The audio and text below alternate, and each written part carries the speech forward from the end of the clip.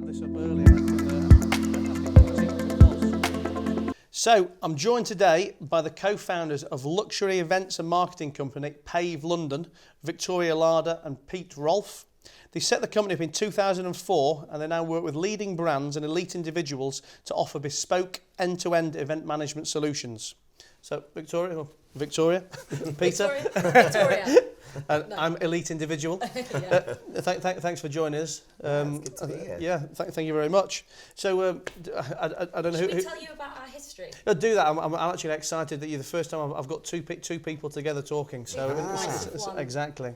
Well, I've had an interesting history professionally, and Pete has sort of had a parallel history to me, and then we met and created Pave London. But my history in terms of business is that I've had a kind of a part one and a part two, I suppose. I started after university. I went to Cambridge University, studied English literature, knew I wanted to get into events, didn't want to do anything boring like banking or become a solicitor or anything like that. You are talking to a funding guru. You're telling me banking's like boring. Banking, are you? Exactly, No. exactly. So I went to work for a big multimedia company. I was a project manager working for amazing brands on fantastic events, working with brands like Jack Daniels or Woolworths when it was around at the time, and they used to do big sponsorships and I used to create those events for them. And then in my mid-20s I woke up from a dream and I thought I want to be a radio presenter, so totally changed career, became a professional radio presenter for about 8 years. I ended up on Capital Radio in Leicester Square. What show? I was on overnights into Johnny and Lisa. Okay. And Johnny was always late, naughty boy.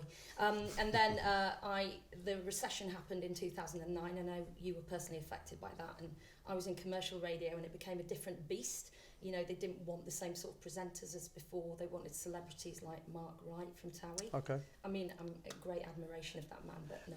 I decided I didn't want to be in radio anymore. And why was that? I mean, was that due to advertising budgets being cut back and audience numbers declining? Yeah, so what they needed was a quick fix, and people like Mark Wright from Towie had amazing sort of Insta followers or social numbers, so they started bringing those sorts of people in. So I thought, I'm not happy anymore in radio. What do I want to do? I'll go back to what I know, which is events and marketing and working with amazing brands. So I went into an agency, and then that led me to Pete Rolfe. Did you and Pete know each other originally? No, so the parallels come from the fact that we were both quite academic. So I studied zoology at university at Nottingham, and considered briefly a career as a vet, which very rapidly changed when I got to university. And while I was at university, I also fell in love with entertainment. So I had always had a passion for dance and music, and I became a professional dancer when I left university. So similar. If you need to be taught, I was about to say maybe we can wrap this up early, and I can. Sure. You can teach me to floss. Absolutely, pleasure. To twerk as well. So again, it was about sort of at university finding what direction I wanted to move in, but had always been social secretary of all of the university societies, organising events, earning money on the side from doing promotional work, which I know Victoria did as well when we were at university, and falling in love with events really, but chasing the sort of performance dream. And for a good few years I travelled the world as a professional dancer and singer. And then, similar to Victoria, just realised it maybe wasn't going to pan out the way that I thought it might do, and it wasn't necessarily the dream that I was chasing, wasn't quite what I thought it was going to be. You grow up a bit, don't you, and just change and think, what do I want now? And I'd also, the academic side of my personality sort of wasn't being tested in the same way. So I went back to what I loved and I knew, which was events and working with people and working with amazing brands and telling a story through every single aspect of an event really excited me. So I went to work for a luxury events agency and offered myself as an intern and just really wanted to prove myself and apply myself, and always striving to be sort of the best person in the room and to be noticed. And I know very competitive. Vic has that as well. You're making me laugh to myself as well about talking about how you used to want to be how you were a singer and dancer. So my first job at 16, 17 for about 2 or 3 years, I was a magician. I used to do table magic. And we could set up a little side act together here. Well, I used to do that in the local restaurant, but prior to that, I decided I was going to earn my fortunes being Danny from Greece. Yeah. And It's a beautiful aspiration. apart from I can't dance and I can't sing, but I was determined It to. doesn't stop many people, the fact that they can't dance or sing, actually, you know, in having professional I think careers. I'm one step further down, but Yeah. I went to get singing lessons. This is back in Leeds, and I remember my mum used to drive me along, and this is back in the days of tape recorders. So I used to go and I had to take a blank tape, and the singing instructor gave us a couple of things to sing, and I had to practice it back by listening to the tape and trying to repeat it. And I always remember she used to give me one song that she wanted me to do and one song I wanted to do. So one of them was a Grease track, which that was obviously because that's where I was going to spend the next 30 years of my career. And the other one was what's the Elvis song? You know, a Fool's Rush In. Yeah. Right. I can't help falling in love. Yeah. That's the one. So that was the other one we recorded. So I had to screech my way through the through the lesson. I think even this professional teacher, who's obviously used to horrendous people, was wincing for the entire class. And then I come home and I plugged the cassette in. And let me tell you, it was so awful to listen to that It put you off. And did you have the ability to go, I know I'm no good at this, or do you have an ego that gets in the way? No. I mean, if anything, I'll probably put myself down more than talk myself up. Yeah. But I like to think I'm pretty realistic. But no, with this, I mean, it was awful, absolutely awful, and it was so bad. I just couldn't listen to it to learn it back. And I think it, as much as she lost a client, I think it was worth losing the income for the to gain an extra hour of peace and sanity each week for this lady. But we digress. Yeah, the reason I was talking about ego actually is because Pete and I were talking about the success of Pave London, and maybe one of the things that we're proud of and why we are progressing so well. And we were saying that whilst we have great confidence in everything that we do at Pave and deliver exactly what we say we're going to deliver to clients and then actually over-deliver, we don't have ego, so we're not sort of fantasists in business, and we deal with a lot of people. Do you find that difficult with the brands that you deal with? I mean, I don't know if, obviously we were talking a bit off camera about some of the things you do and some of the brands you deal with. I don't know if you can mention any of those people or if it's confidential, but obviously some of those are big names and some of them, you know, are kind of cool and prominent. I mean, do you find that the people within those brands are very ego driven? I think you always come across challenges with people's personalities, and every single industry, every different company, there's challenges, I guess is the political way of saying that. But it can completely vary. But we work with luxury brands, real fast fashion brands, that, you know, the coolest online retailers. We work with financial clients and more corporate clients, and we work with private individuals as well. And you can't ever predict who you're going to come up against. There's not sort of a set personality type per industry, but you absolutely do come across some people where there's an ego or there's challenges with personalities. But that's part of, for us, the thrill of what we do, where every single job is different, every single event or campaign that we work on is different, and we pride ourselves in being great with people, and we love meeting new people. We sweep the floor and clean the toilets and change the bins on events if we need to. We've done it from years, and we've worked our way up from the very bottom. Yeah. Similarly, we absolutely love the excitement and the rush of going in and presenting to a boardroom of people and everything in between. And then obviously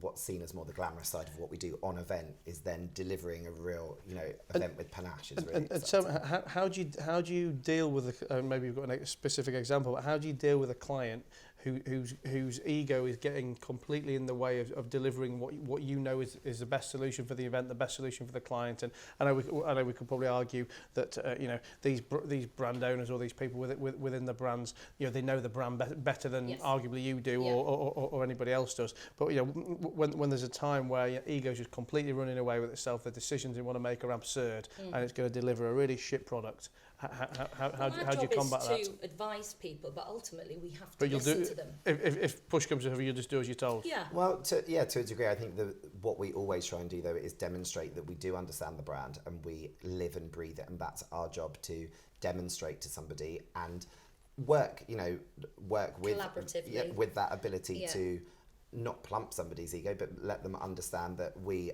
all have the same intentions, and even though we might be coming at it from a slightly different perspective, the most important thing is that we deliver for the brand, we understand that, and then usually when you've won that trust, you then tend to find that hurdle gets slightly moved out of the way. And yeah, of course, sometimes you do have to give your opinion, and if it's not taken, then we have to work with what the client wants to do. But also, if the client asks us to do something, even if we don't feel it's right, we never say no.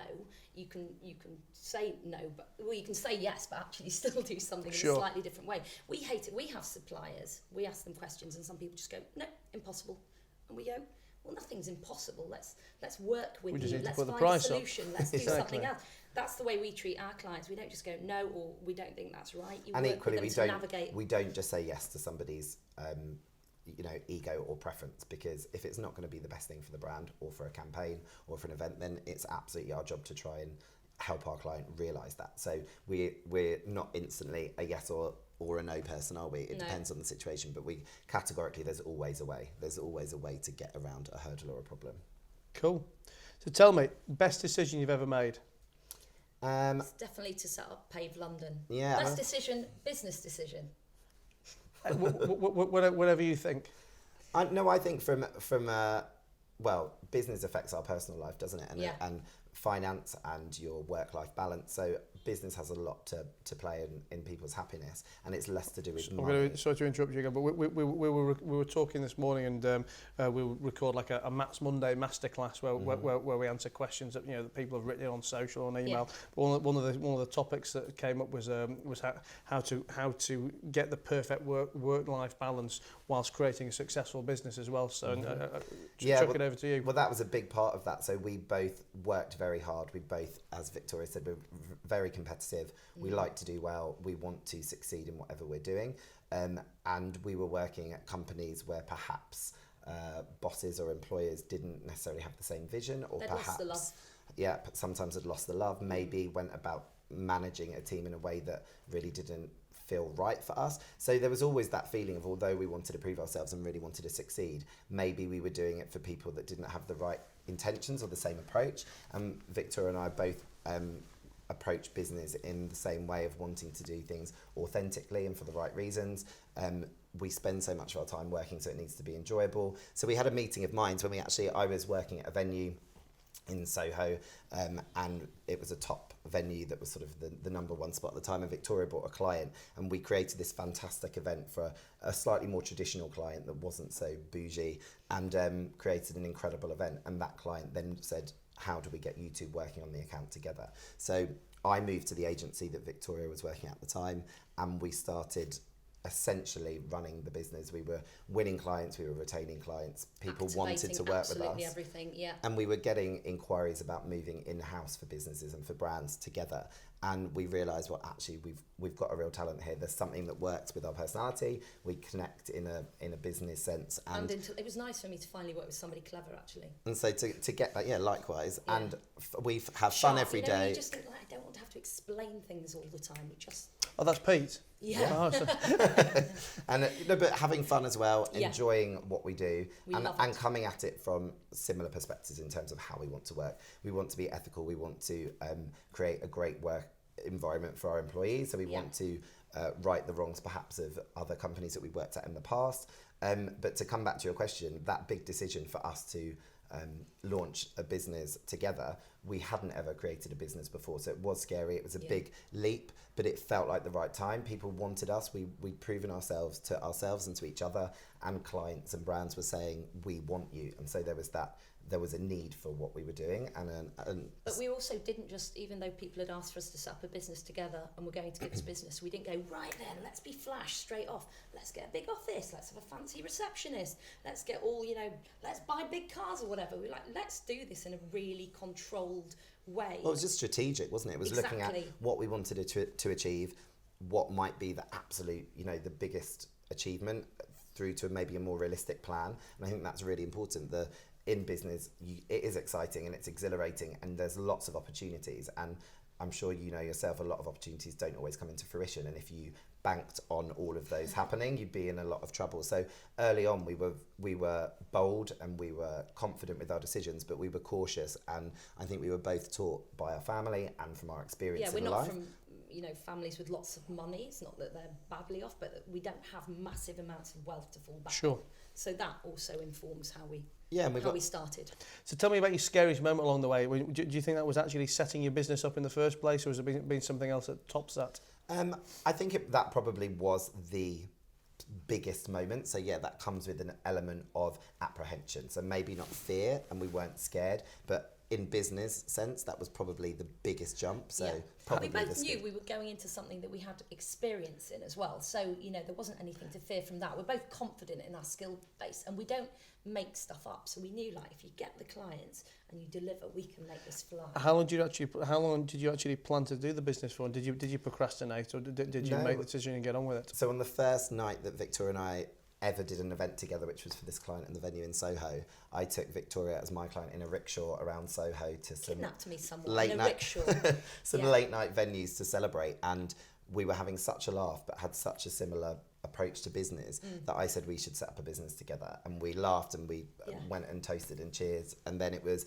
several years later that we'd worked together, and I'd been able to see how dynamic and how fantastic Victoria is in business, and she had an opportunity to see my strengths and weaknesses.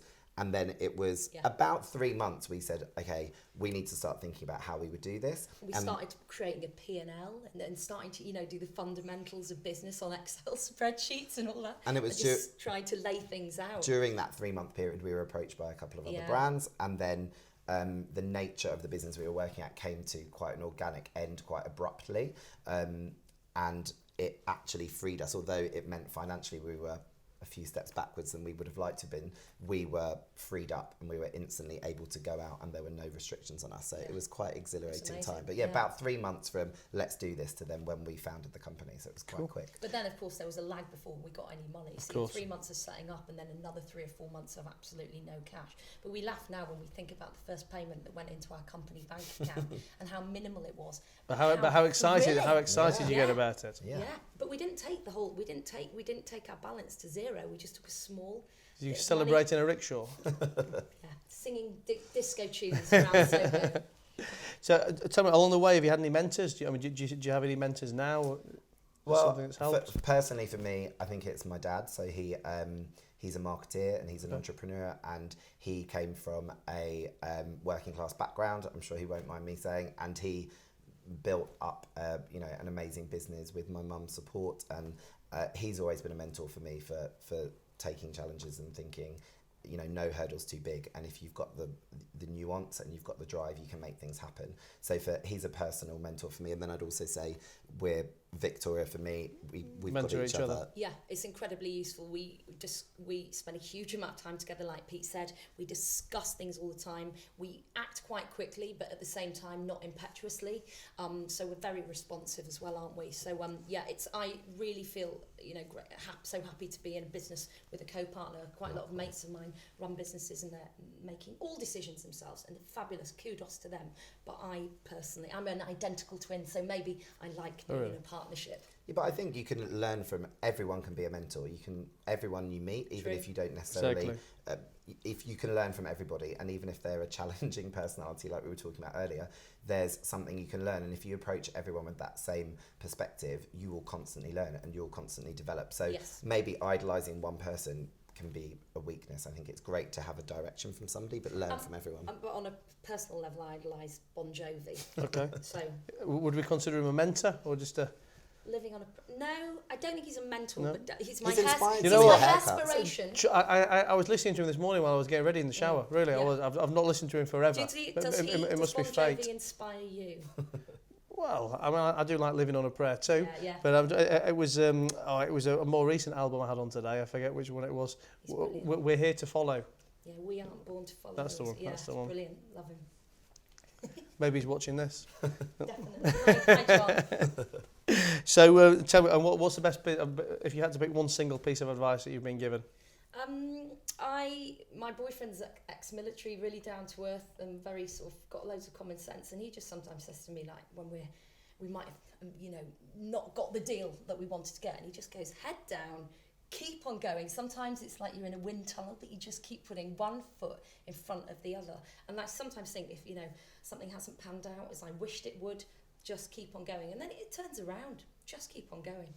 I think for me, it's to do with my dad instilling in me an approach to business where you always do the right thing. And of course, there's difficult decisions to be made, but your word is, your honour and your word is the most important thing. And in business, you can be tested and pushed into situations where sometimes there's difficult decisions to be made. Yeah, I think for me, it's probably from my father and my family again, operating with integrity and your word and your honour is sort of It's everything. at the end of the day is 100%. all you can fall back on. And in business, I think that really shines through if you're authentic, whether it's with suppliers, clients, people that you're meeting in business.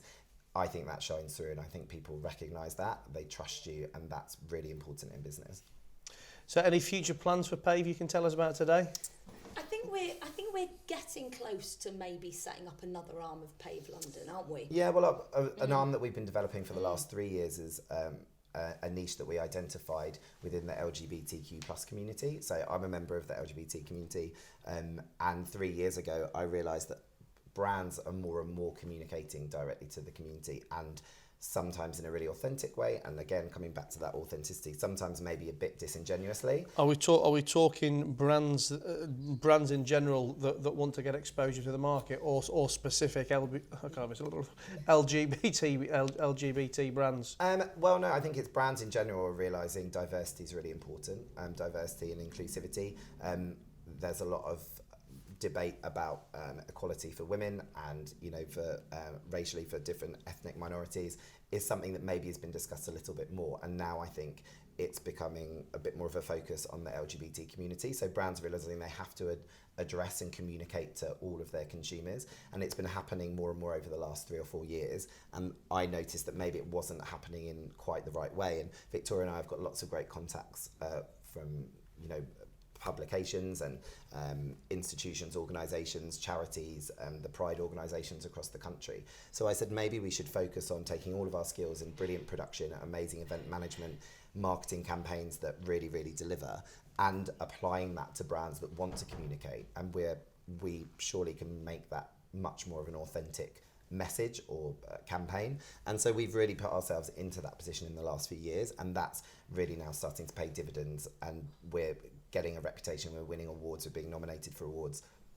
We are within the community and within brands who want to talk to the LGBTQ plus community, being recognised as a specialist, and no one else out there is doing that. So for us, that USP that everyone talks about that's so important, that's one of ours. So I think that will be a plan for Pave London that really develops over the next few years. But because that's been a success and we've gone for it, really pushed forward in that direction, it inspires us to come up with other niches and arms of the business that we would want to expand on. Perhaps venues, looking at where our skill set lies with entertainment and our previous incarnations. So maybe we'll set up something where you can just come and hang out. Well, I can just come and hang out. You say you like Soho. I'll be your first customer. I'll expect an introductory discount. absolutely. And absolutely not. Is that the first disagreement we've seen? Exactly. There's cracks in the partnership. So listen, just a couple of standalone questions to wrap up with today. If I was to give you a business loan or invest in a project for you, which can't be what you're already doing, can't really be related to it in any way, what would you do? I've always wanted to develop a product. I think it's so exciting because,